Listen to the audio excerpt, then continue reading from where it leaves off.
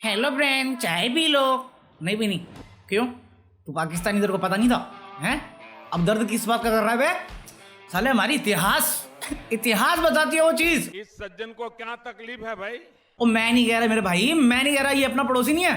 अरे तेरे घर का पड़ोसी पाकिस्तान, उसका कोई डिप्लोमेट है, उसने जो अपना तक्षशिला यूनिवर्सिटी है उसकी एरियल फोटो शेयर करी और कहा ये देखो ये पाकिस्तानी हिस्ट्री है। और सिर्फ तक्षशिला पे नहीं रुके भाई साहब, मेरे भाई साहब तक्षशिला पे रुक जा। माल फूका हुआ है ना महंगा वाला, या वायगरा खाया होगा। उनका कहना है कि चाणक्य भी पाकिस्तानी। अगर तुम्हारे दादा दादी या नाना नानी 80 साल के ऊपर है ना, वो भी पाकिस्तान से बुजुर्ग हैं। पाकिस्तान इतना नया है। और ये बात करें इंडस वैली सिविलाइजेशन की, वो भी हमारा है। अरे तुम्हारा लाहौर याद ही दिलाओ क्या? अबे लाहौर का नाम ही लव पे रखा हुआ है। मतलब वो नहीं थे राम जी अपने, तो उनके बेटे नहीं थे सुपुत्र लव और कुश, तो उनके नाम पे रखा गया। इवन लाहौर में उनके नाम पे मंदिर भी हैं बे। नहीं राम भी पाकिस्तानी थे। अरे देखो आधार कार्ड पे लिखा हुआ उनके। अबे साले, अगर तुम पाकिस्तानी हो ना, प्लीज डोंट बी ऑफेंडेड। ये स्टूपिड चीज है, बोलने की जरूरत ही क्यों है? अबे तक्षशिला हो या चाणक्य हो, सबको पता है इंडियन हिस्ट्री का पार्ट है वो। 1947 से पहले कोई हिस्ट्री नहीं है तुम्हारी वहां पे। अबे ये जो झंडा है ना हमारा नेशनल फ्लैग, 1930 में नेहरू जी ने वहीं पे पहली बार फहराया था। जतिन दा, उनका देहांत लाहौर प्रिजन में हुआ है। भगत सिंह लाहौर प्रिजन। अबे तुम उसे अपनी हिस्ट्री कैसे बोल सकते हो? शेयर्ड हिस्ट्री बोलो चलेगा, पाकिस्तानी हिस्ट्री नहीं बोल सकते हो यार। इवन रणजीत सिंह ने तो काफी सालों तक राज किया, सालों मतलब 40 साल तक में ब्रिटिश लड़ते रह गए, घुसने नहीं दिया। और उनकी मौत के बाद ना उनके बच्चों को भी हराने में 10 साल लगे थे ब्रिटिश को। लाहौर में बैठ के वो सब कुछ संभाल रहे थे। तुम कैसे बोल सकते हो बे? अब मैं जेन्युइनली बोल रहा हूँ, मुझे बुरा लग रहा है ये सब बातें बोलते हुए पाकिस्तानी लोगों के लिए, कि उनको ये सब सुनना पड़ रहा है, क्योंकि उस डिप्लोमेट तक तो मेरी बात पहुंचेगी नहीं। बट मतलब अगर आज जिन्ना होते ना, तो ये सुन के वो भी बोलते हैं। मैं इसको नहीं जानता कौन है ये, कौन है? अबे जिन्ना भी हिंदू था मेरे भाई। अब मैं वो बंदा हूँ जो इक्वालिटी में चलता है, सबकी इज्जत करते हुए बोलता है। बट ये स्टूपिड है, ये महा स्टूपिड है। बट अगेन अगर किसी को ऑफेंड किया तो sorry, but let me know तुम्हें कैसा लगा ये सुन के कि तक्षशिला पाकिस्तानी हिस्ट्री का पार्ट है, चाणक्य पाकिस्तानी हिस्ट्री का पार्ट है, हाँ लॉर्ड राम भी पाकिस्तानी हिस्ट्री का पार्ट है, लव कुश भी पाकिस्तानी हिस्ट्री का पार्ट है। भैया कितना स्टूपिड डिबेट है पता तुम्हें ये? अबे सीरियसली बहुत स्टूपिड है ये बात, डिस्कशन करना भी बहुत स्टूपिड साउंड कर रहा है मेरे को तो। मतलब जब तुम कोई घर बाय करते हो, नया घर बाय करते हो, और तुमसे पहले भी वहां पे लोग रह रहे होते हैं, तो उनका कुछ सामान छूटा रहता है, तो इसका मतलब ये नहीं वो तुम्हारा हो गया। ये हमारा इतिहास का पार्ट है, नहीं है वो उस घर के इतिहास का पार्ट है, और वहां पे जो लोग रह गए थे वो उनका इतिहास का पार्ट है।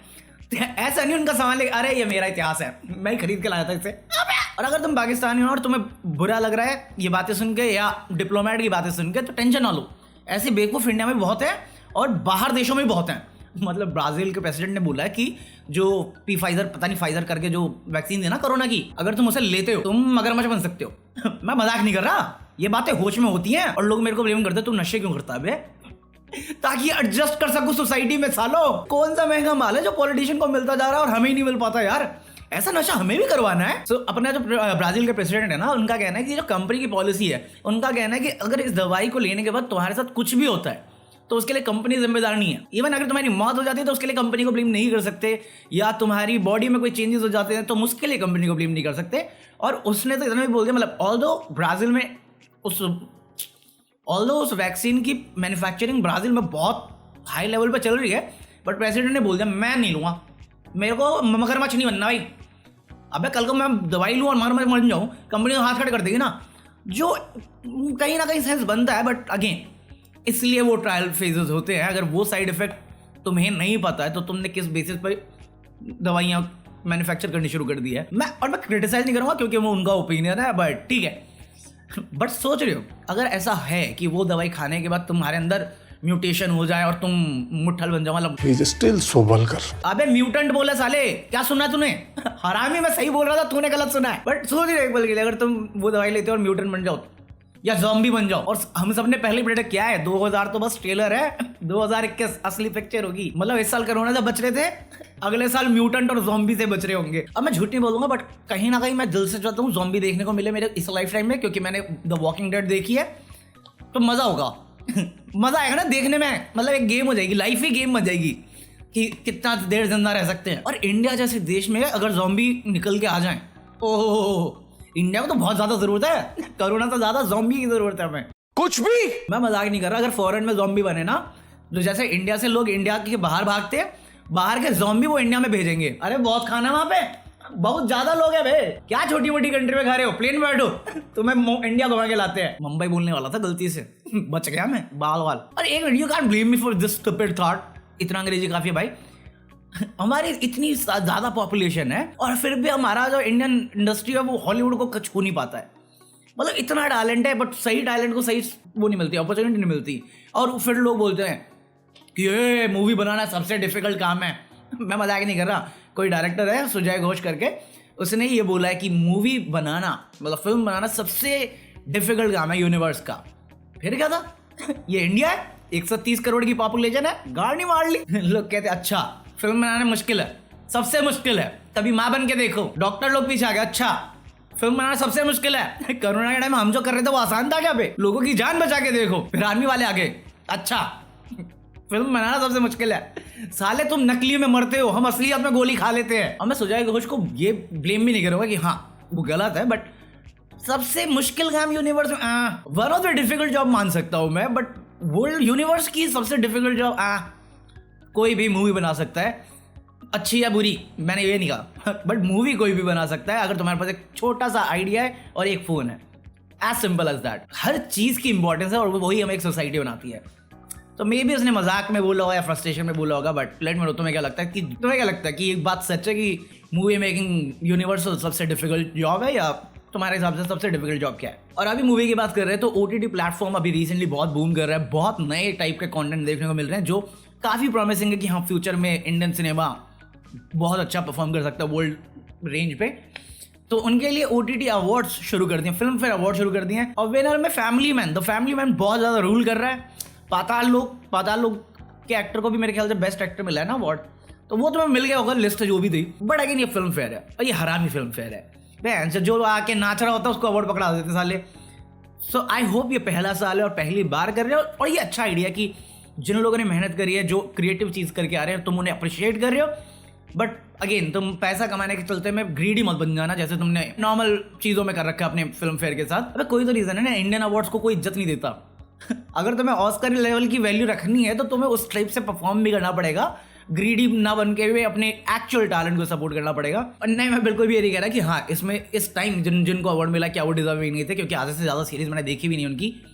बट बहुत सारे लोगों का कहना है इस चीज़ के बारे में, और इवन बहुत लोगों का कहना था कि स्कैम 1992 को क्यों नहीं इंक्लूड किया गया, जो कुछ टाइमिंग से रिलेटेड है कि जिस टाइम पे वो रिलीज हुई उसके लिए वो अगले साल के कैलेंडर में काउंट होगा, जो अगेन वियर्ड था मुझे लगा। क्या फाइनेंशियल ईयर काउंट करते हो क्या? अगर फाइनेंशियल ईयर कर रहे हो तो भी आता है, और इस साल का कर रहे हो तो भी आता है। तो मुझे रीज़न समझ में नहीं आया क्या क्या क्यों कैसे क्या है। बट ठीक है, कोई डिनाई नहीं कर रहा। स्कैम 92 वर्ल्ड वाइड बहुत अक्लीम और तारीफें अप्रिशिएशन बटोर रही है। मैंने देखी नहीं अभी तक क्योंकि मेरे पास टाइम की कमी होती है। ये वीडियो भी मैं 9:30 बजे रिकॉर्ड कर रहा हूँ, इसलिए सारी एनर्जी गैप लग रही है तुम्हें। Why are we still here? just to suffer. मैं छोड़ो, अपने को क्या लेना देना, हमें तो कभी मिलना नहीं अवार्ड। सब्सक्राइबर गेन नहीं होते हमारे तो भाई। 24 घंटे में 20 सब्सक्राइबर गेन करे मैंने, 20। एक्चुअली वो सुबह करे थे, सुबह तक 20 करे थे, शाम में 17 हो गए। 3 बंदे और, अरे नहीं यार नहीं चाहिए ये बंदा। अबे लाइक तो कर दो यार, सब्सक्राइबर नहीं बढ़ रहे, ठीक है 419 पर वापस जाएंगे, मजा आएगा, जोक्स तैयार है मेरे पास। बट तुम लाइक और कमेंट भी नहीं कर रहे हैं।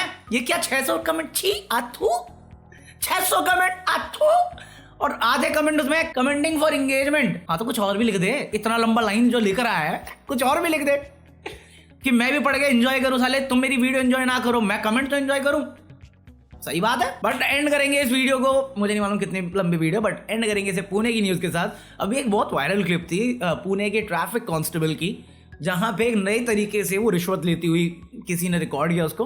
अगर तुमने क्लिप नहीं देखी तो मेरे ट्विटर पे मिल जाएगा, मैंने आरटी किया हुआ था। मतलब 2 सिविलियंस है, 2 कांस्टेबल है। तो जो फीमेल कांस्टेबल होती है वो कुछ बात करती है, फिर टर्न अराउंड करती है, और जो सिविलियन होता है ना उनमें से एक जाके ट्रैफिक पुलिस के बैक पॉकेट में कुछ पैसे डाल देता है। और ठीक है, ब्राइब लेना गलत बात है, बट क्रिएटिविटी मैं उसकी इज्जत करता भाई। बट जब से ये वीडियो ऑनलाइन आई ना, ये वायरल होगी, और फिर चिंचावाड़ी करके कोई जगह है जहाँ की एक वीडियो थी, तो इन्वेस्टिगेशन चालू करी गई और कांस्टेबल पकड़ में आ गई कौन सी थी और उसको सस्पेंड कर दिया गया है। उस फीमेल कांस्टेबल को सस्पेंड किया गया, बट वहां पे 2 लोग थे, 2 ट्रैफिक पुलिस वाले थे। दूसरे वाले को पता था जो हो रहा है वहां पे, उसने भी कोई एक्शन नहीं लिया था। उसके ऊपर भी एक्शन होना चाहिए मेरे हिसाब से, बट वो वीडियो बहुत फनी लगी मुझे। तो मैं पता है यूट्यूब पे ना एक वो है रायन टॉय रिव्यूज करके चैनल है, साल का पता 217 करोड़ कमाता है, 9 साल का बच्चा। आज समझ में आया क्यों कमाता है क्योंकि वो खिलौने खोल के एंजॉय करता है। मैं वीडियो रिकॉर्ड करते वक्त एंजॉय नहीं कर रहा हूँ, पाप लगे मुझे। अगर तुमने मेरी तरह एंजॉय नहीं किया है तो कोई दिक्कत नहीं है, डिसलाइक मार सकते हो तुम। और अगर तुमने गलती से 1% में एंजॉय किया तो लीव अ लाइक, और मैं मिलता हूं तुमसे कल, तब के लिए पीस आउट। मैं बता रहा हूँ बंद कर दूंगा मैं वीडियो बनाना साला, अगर ऐसे ही चलता रहा तो। This is the end song because fuck copyright. आज का क्या, मिट्टी का मटका और परिवार की कीमत सिर्फ उसे बनाने वाला जानता है, तोड़ने वाला नहीं। True story, bro.